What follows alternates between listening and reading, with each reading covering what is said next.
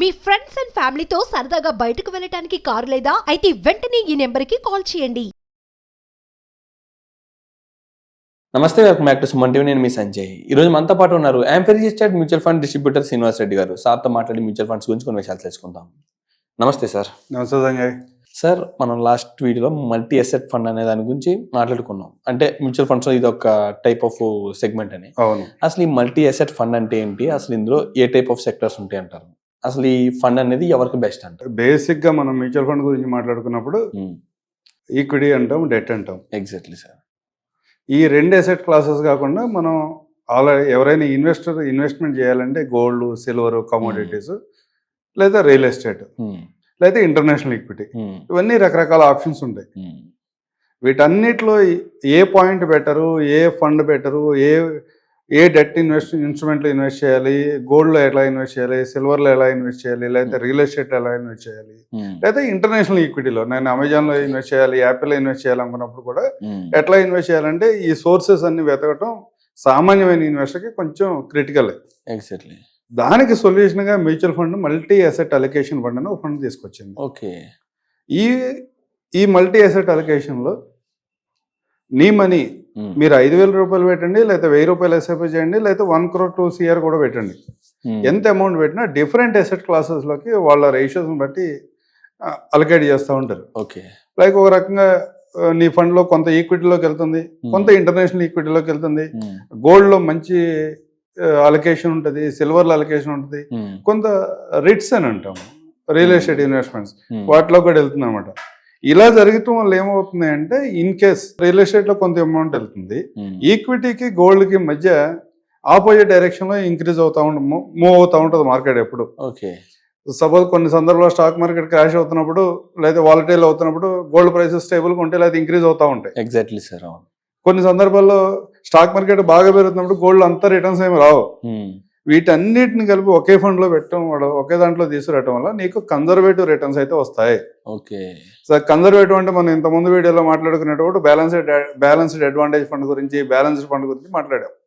దాంట్లో ఏమవుతుంది, equity debt ని బ్యాలెన్స్ చేస్తూ ఉంటారు.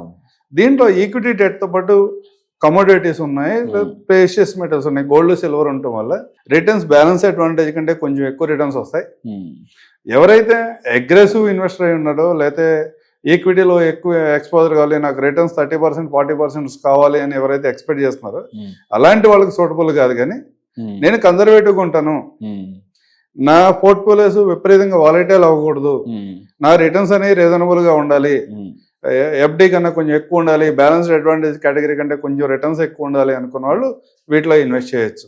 Okay sir. జనరల్ గా 15% వరకు, దీంట్లో 13 to 15% వరకు దీంట్లో రిటర్న్స్ ఎక్స్పెక్ట్ చేయొచ్చు. ఓవర్ ద పీరియడ్ కొన్ని సందర్భాల్లో ఈక్విటీ అబ్నార్మల్ గా పెర్ఫార్మ్ చేసిన గోల్డ్ లో కూడా అదే సమయంలో రిటర్న్స్ ఎక్కువ జనరేట్ అయితే కనుక మీకు 16-17 వరకు రావచ్చాము. కానీ మీరు 13 to 15 మధ్యలో ఎవరైతే రిటర్న్స్ ఎక్స్పెక్ట్ చేస్తున్నారో, వాలటైలిటీ ఎక్కువ అవసరం వద్దు మన పోర్ట్ఫోలియోస్ అనుకుంటున్నారు, వాళ్ళకి బ్రహ్మాండమైన ఈ అసెట్ క్లాస్ ఇది. Okay sir. ఇందులో పట్ల ఫండ్స్ ఏమైనా ఉంది సార్, పర్ఫార్మ్ చేసిన ఫండ్స్ కానీ వాటి గురించి డేటా? పెర్ఫార్మ్ చేసిన ఫండ్స్ చాలా ఉన్నాయి. దీంట్లో అంటే ఇది అడ్వైజ్ గా మాత్రం ఎవరో తీసుకోవద్దు, కానీ ICICI Prudential multi asset fund దగ్గర 51,000 crores ఉంది వాళ్ళ దగ్గర asset class. Last 10 years return కూడా 14% ప్లస్ ఉంది, అంటే దగ్గర 15% ఉంది. లాస్ట్ 5 years రిటర్న్ చూసుకుంటే ఈ అసెట్ క్లాసులు అన్ని కూడా more than 15% రిటర్న్ జనరేట్ చేసినాయి. అంటే టాప్ 5 లో ఉన్న ఫండ్స్ అన్ని కూడా more than 15% రిటర్న్ జనరేట్ చేసినాయి. దాంట్లో వాలటిలిటీ తక్కువ ఉంటుంది. దాంతోపాటు ఎవరికి సూటబుల్ ఈ ఫండ్, బేసిక్ గా మనం సిస్టమేటిక్ విత్డ్రాల్ ప్లాన్ చెప్తా ఉంటాం, SWP అంటాం. SWPలో కూడా SWP ఎవరైతే ఆప్ట్ చేసుకుందాం అనుకుంటున్నారో అలాంటి వాళ్ళు కూడా ఈ ఫండ్ రీజనబుల్ గా ఉంటుంది. ప్లస్ ఎఫ్డి కంటే ఎక్కువ రిటర్న్ జనరేట్ చేయాలనుకున్న వాళ్ళు కూడా ఈ ఫండ్ సూటబుల్ గా ఉంటుంది. డిఫరెంట్ అసెట్ క్లాసెస్ లో ఇన్వెస్ట్ చేయాలి, నా ఇన్వెస్ట్మెంట్ ఒక ఈక్విటీలోనే కాదు, నా గోల్డ్ లో ఇన్వెస్ట్ చేయాలి, సిల్వర్ లో ఇన్వెస్ట్ చేయాలి, కమోడిటీస్ లో ఇన్వెస్ట్ చేయాలి, లేదా ఇంటర్నేషనల్ ఈక్విటీలో కూడా ఇన్వెస్ట్ చేయాలి అనుకునే వాళ్ళు ఎవరైనా వాళ్ళందరూ కూడా ఈ ఫండ్ సెలెక్ట్ చేసుకోవాలి. ఈ మల్టీ అసెట్ లో ఎన్ని టైప్ ఆఫ్ ఫండ్స్ ఉన్నాయంటారు, ఎన్ని ఉన్నాయంటారు? మల్టీ అసెట్ ఫండ్ అనేది ఒకటే ఫండ్. ఒకటే అసెట్. బేసిక్ గా ఈ మల్టీ అసెట్ అనే కేటగిరీ ఎందుకు వచ్చిందంటే అసెట్ అలికేషన్ కోసం. రీబ్యాలెన్సింగ్ అని మాట్లాడుతూ ఉంటాం. అసెట్ అలికేషన్ చేయండి, మీ మనీని అంతా కూడా ఒకే అసెట్ క్లాస్ లో ఇన్వెస్ట్ చేయమండి, డిఫరెంట్ అసెట్ క్లాసెస్ లో ఇన్వెస్ట్ చేయండి అని చెప్తాం జనరల్ గా. అది ఇన్వెస్టర్ లెవెల్లో చేయడం కొంచెం కష్టం అయితేని ఫండ్ హౌసెస్ లెవెల్లో ఇలాంటి ఫండ్ తీసుకొచ్చి వీటిలో ఇన్వెస్ట్ చేపిస్తూ ఉంటారు. అంటే సార్ ఇందులో రిస్క్ అనేది బాగా తక్కువ అంటారా? అంటే రిస్క్ తక్కువ అని అంతేకాకుండా ఇందులో రిటర్న్స్ కూడా మ్యూచువల్ ఫండ్స్ కి ధీటుగా వస్తున్నాయి. రిస్క్ తక్కువ కంపేర్ టు ఈక్విటీతో పోల్చుకుంటే, small cap mid cap large cap తో పోల్చుకుంటే దీంట్లో రిస్క్ తక్కువ ఉంటుంది. దాంతోపాటు అసలు వాలటిలిటీ ఉంటుందా అంటే మ్యూచువల్ ఫండ్ లో ఏ స్కీమ్ లోకి వచ్చినా, ఈవెన్ డెట్ స్కీమ్ లోకి వెళ్ళినా కానీ దానికి సంబంధించిన రిస్క్ వాలటిలిటీ రిస్క్ అయితే ఎప్పుడూ ఉంటుంది, ఏ స్కీమ్ లో అయినా. దీంట్లో కూడా అలాంటి వాలటిలిటీ రిస్క్ అయితే ఉంటుంది. కాదే లాస్ట్ September 26 మార్కెట్ హై నుంచి మాట్లాడుకుంటున్నప్పుడు large cap mid cap small cap లో కరెక్షన్స్ కొంత చూసాం మనం.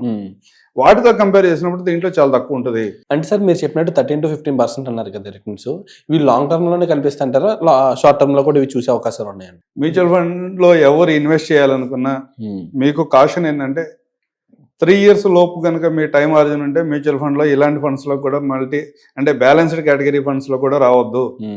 5 years కంటే ఎక్కువ టైం ఉన్నప్పుడు మాత్రమే ఈక్విటీ ఫండ్స్ లోకి రండి. ఓకే, 1 year లో 2 years లో రిటర్న్స్ కనపడవచ్చు. లాస్ట్ 3 years రిటర్న్ తీసుకున్నా, లాస్ట్ 1 year 2 years రిటర్న్ తీసుకున్నా కానీ బ్రహ్మాండమైన రిటర్న్ జనరేట్ చేసినాయి. ఇదే నెక్స్ట్ 1 year లో కూడా జనరేట్ చేస్తుందా అంటే క్వశ్చన్ మార్క్.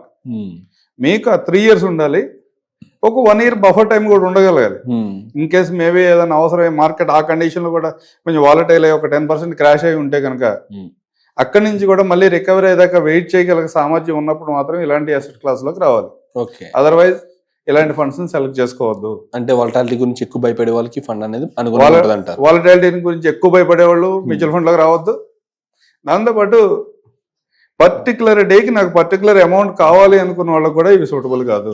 ఓకే, కొన్ని సందర్భాల్లో నీ టార్గెట్ ముందే రీచ్ అవ్వగలుగుతావు, కొన్ని సందర్భాల్లో ఒక 1 year 1.5 year ఎక్కువ టైం కూడా తీసుకోవచ్చు.